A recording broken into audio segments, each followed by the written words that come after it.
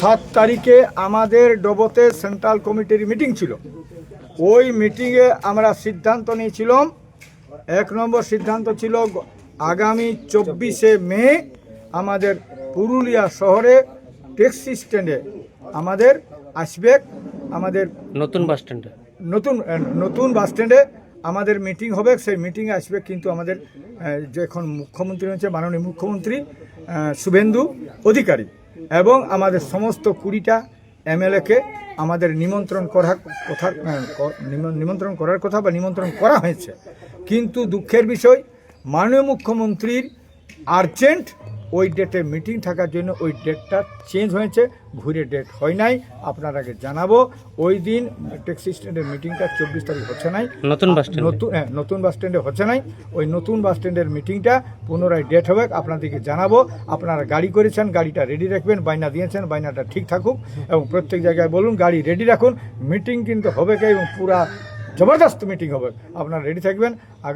আগামী যে ডেটটা হবে সেই ডেটটা জানাবো এবং সেদিন হবে মিটিংটা ওই নিউ বাস স্ট্যান্ডেই হবে।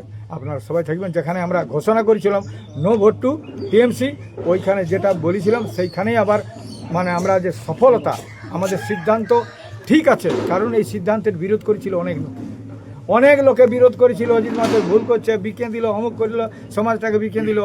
যেমন রেল টাকা যখন উঠাই দিলি তখন বললো অজিত মাহাতো টাকা খাইলো, রেল টাকা উঠাই নিল, যেমন আমি রেলটা কাঁধাইকে ঘর আলি, এরকম বলতেছিল। এখনও এরকম বলছে, তো ওরা এখন সবুজ হয়ে গেছে, এখন আর কোনো বলে নাই।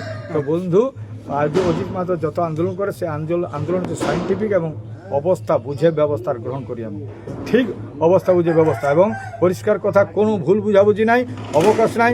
আন্দোলন থেকে অজিত মাহাতো পেছাবে নাই এবং আদিবাসী কর্মী সমাজে যে মুভমেন্ট ছিল সেটা আছে এবং থাকবে, আগামী দিনও থাকবে।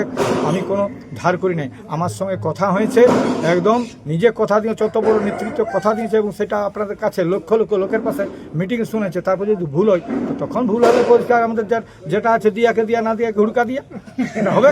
তো আপনারা রেডি রাখুন।